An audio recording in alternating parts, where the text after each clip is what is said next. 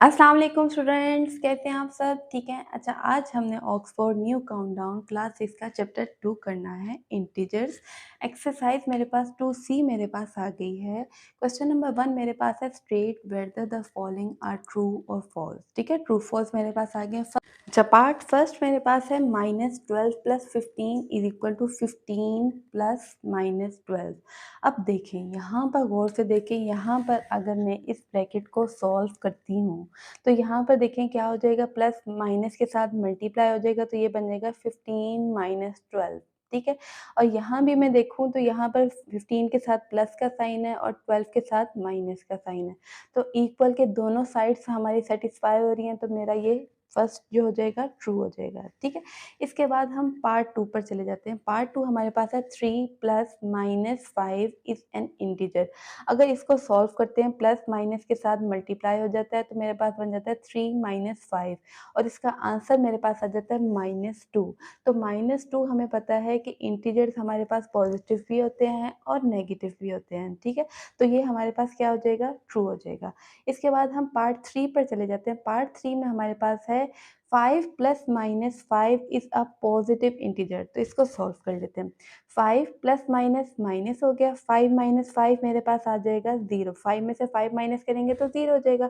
तो 0 हमें पता है कि ना वो पॉजिटिव होता है और ना नेगेटिव होता है, 0 का कोई साइन नहीं होता, तो ये मेरे पास क्या हो जाएगा, फॉल्स हो जाएगा। ठीक है, इसके बाद हम आ जाते हैं अपने पार्ट 4 पर। पार्ट 4 मेरे पास है -39 + 14 = 14 - 39। अगर मैं इसकी ब्रैकेट रिमूव करती हूँ, पैरेंथेसिस रिमूव करती हूँ, तो ये मेरे पास बन जाएगा -39 और यहाँ पर हो जाएगा +14। देखें, 14 के साथ प्लस का साइन है और 39 के साथ माइनस का साइन है और वही काम राइट साइड पर भी है, तो ये हमारे पास क्या हो जाएगा, ट्रू हो जाएगा। ठीक है, इसके बाद फिफ्थ पार्ट पर हम आ जाते हैं, -32 × 0। अब एक बात समझ लें कि 0 को किसी भी नंबर के साथ हम मल्टीप्लाई करें ना, तो आंसर हमारे पास क्या आता है, 0 ही आता है, तो ये मेरे पास फिफ्थ पार्ट क्या हो जाएगा, ट्रू हो जाएगा। इसके साथ ही हम अपने सिक्स्थ पार्ट पर चले जाते हैं। सिक्स्थ पार्ट हमारे पास है, negative of -5 does not exist. इसका क्या मतलब हुआ, इसका मतलब ये हुआ कि अगर हम अपनी नंबर लाइन पर जाते हैं और नंबर लाइन पे अगर हम -5 को माइनस नेगेटिव और -5 का मतलब है कि इसका हम माइनस लें, यानी माइनस को -5 से अगर मैं मल्टीप्लाई करती हूँ तो आ जाता है 5। तो नंबर लाइन पर कोई ऐसा नंबर नहीं है पॉजिटिव या नेगेटिव कि हमें वहाँ पर ना मिले, और इन्होंने कहा है कि नेगेटिव और -5 एग्जिस्ट ही नहीं करता, तो ये हमारे पास क्या हो जाएगा, फॉल्स हो जाएगा। इसके बाद सेवन्थ पार्ट पर हम आ जाते हैं। सेवन्थ पार्ट मेरे पास है 2 × ब्रैकेट स्टार्ट 3 + 5 = 2 × 3, दरमियान में लगा प्लस का साइन, 2 × 5। ये हमारे पास डिस्ट्रीब्यूटिव प्रॉपर्टी है और ये इसको अगर हम देखें तो हमारे पास दोनों तरफ आंसर भी सेम ही आएगा। जब हम दोनों को सॉल्व करेंगे तो दोनों तरफ हमारे पास सेम आंसर आएगा, तो ये मेरे पास क्या हो जाएगी, ट्रू हो जाएगी। ठीक है, इसके बाद एट्थ पार्ट पर हम शिफ्ट हो जाते हैं। एट्थ पार्ट हमारे पास कुछ इस तरह है, 3 × कर्ली ब्रैकेट, इसको आप ब्रेसेस भी कहोगे। ठीक है, 5 + -2 ब्रैकेट ब्रेसेस और बंद हो जाएगी। ठीक है, तो हम इसको सॉल्व करेंगे तो कैसे सॉल्व होगा, 3 × 5 और इन्होंने लिखा हुआ है +-2, तो ऐसे तो कुछ नहीं होगा। अगर हम दोनों को यहाँ पर लेफ्ट हैंड साइड और राइट हैंड साइड सॉल्व करते हैं तो आंसर हमारा सेम नहीं आता, तो हम इसको क्या कर देंगे, फॉल्स कर देंगे। इसके बाद नाइन्थ पार्ट पर आ जाते हैं। नाइन्थ पार्ट में क्या है,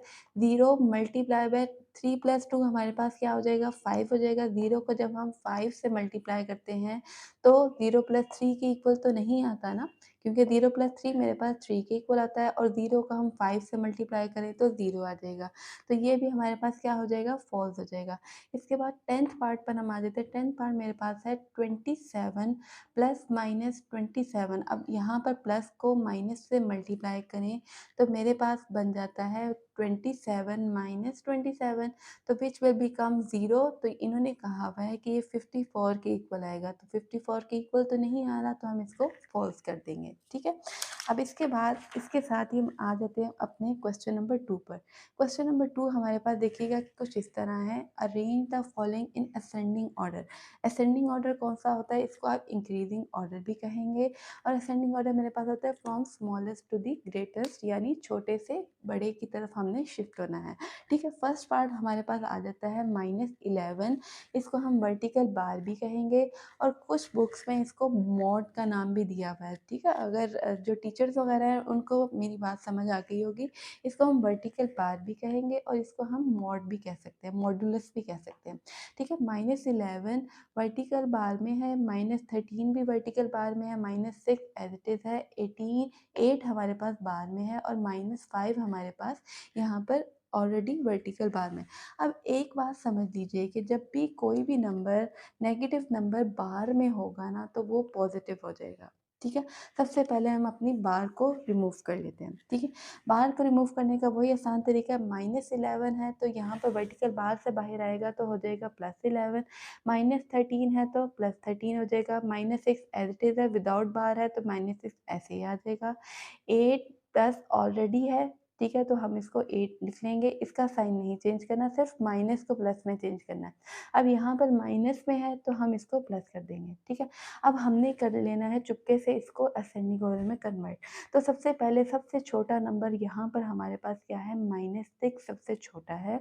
उसके बाद हमारे पास आ रहा है 5, उसके बाद हमने लिख लिया 8, 8 के बाद आ रहा है 11 और लास्ट में सबसे बड़ा नंबर यहाँ पर क्या है, 13। लेकिन हमें जो दिया हुआ था क्वेश्चन, वो दिया हुआ था वर्टिकल बार्स में। तो हम क्या कर लेंगे, अपने क्वेश्चन को, अपने आंसर को जो है वो अपने वर्टिकल बार में कन्वर्ट कर लेंगे। तो आइए कन्वर्ट करते हैं। -6 एज इट इज़ था। ठीक है, वर्टिकल बार के बगैर था तो -6 लिख लिया। 5 हमारा वर्टिकल बार में था तो -5 लिख लिया। 8 भी हमारा वर्टिकल बार में था तो हमने 8 लिख लिया। 11 हमारा वर्टिकल बार में -11 था तो हमने वो लिख लिया। 13 हमारा -13 वर्टिकल बार में था तो हमने उसको ऐसे लिख लिया। ठीक है, इसके बाद हम आ जाते हैं अपने पार्ट 2 पर। पार्ट 2 देखिएगा मेरे पास कुछ इस तरह है, 18 विदाउट वर्टिकल बार है, -9 वर्टिकल बार में है तो ये पॉजिटिव हो जाएगा।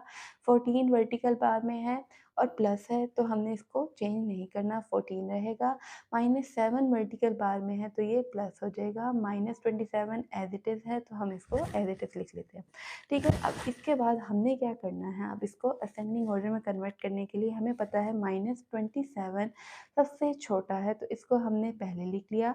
-27 के बाद हमारे पास सबसे उसके बाद छोटा नंबर क्या आ रहा है, उससे थोड़ा सा बड़ा 7 आ रहा है, फिर उसके बाद 9 आ रहा है, फिर उसके बाद 14 और लास्ट में सबसे ग्रेटेस्ट नंबर मेरे पास क्या है, 18। ठीक है, अब क्या करना है, हमने आंसर भी वर्टिकल बार्स में ही देना है। तो -27 विदाउट बार था, उसको ऐसे लिख लिया। 7 हमारे पास वर्टिकल बार में था, उसको वर्टिकल बार में लिख लिया। 9 हमारे पास वर्टिकल बार में है तो हमने 9 वर्टिकल बार में लिख लिया। 14 हमारे पास वर्टिकल बार में है तो हमने 14 लिख लिया और 18 एज इट इज़ था तो हमने इसको एज इट इज़ लिख लिया। ठीक है, ये दोनों स्टेप्स जो थे ये आपको समझाने के लिए मैंने किए हैं, ताकि आप इससे कंफ्यूज ना हो जाए कि हमने पहले कौन सा नंबर लिखना है उसके बाद कौन सा लिखना है। ठीक है, आई होप असेंडिंग ऑर्डर आपको बहुत अच्छे तरीके से समझ आ गया होगा।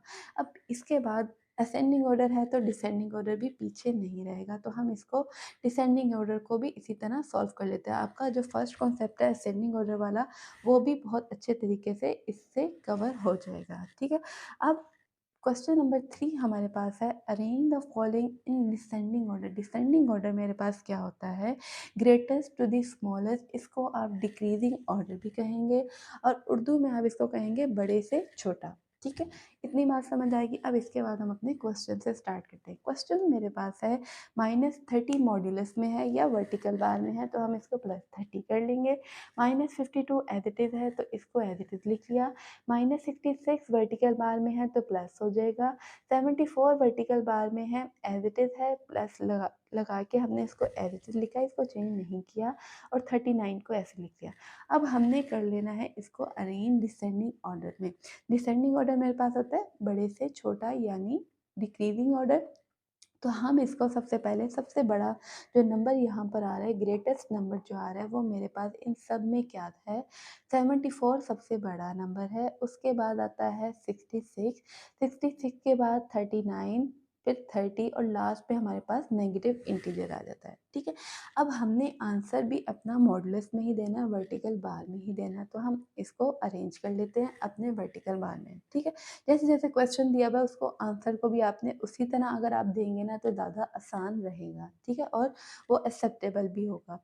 अब 2 स्टेप्स तो हमने अपने समझने के लिए कर लिए। जो पेपर में हमें स्टेप करना है वो ये है कि हमने क्या कर दिया, 74 वर्टिकल बार में है तो 74 वर्टिकल बार में कर दिया, -6 36 हमारे पास वर्टिकल बार में है, वर्टिकल बार में आ गया, 39 एज इट इज़ है, एज इट इज़ लिख लिया, -30 वर्टिकल बार में है तो उसको -30 को लिख लिया, -52 हमारे पास एज इट इज़ है तो इसको हमने एज इट इज़ लिख लिया। ठीक है, इसके बाद आ जाते हैं हम अपने पार्ट 2 पर। लास्ट पार्ट इस वीडियो का क्या है हमारे पास, -2 वर्टिकल बार में +2 हो जाएगा, -18 वर्टिकल बार में है +18 हो जाएगा, 85 एज इट इज़ है, एज इट इज़ लिख लिया, -76 वर्टिकल बार में है +76 हो गया और -45 एज इट इज़ आ गया। ठीक है, अब इसको अरेंज कर लेते हैं हम ग्रेटेस्ट टू दी स्मॉलेस्ट। ठीक है, सबसे बड़ी वैल्यू यहाँ पर हमारे पास है 85, उसके बाद आती है उससे छोटी वैल्यू 76,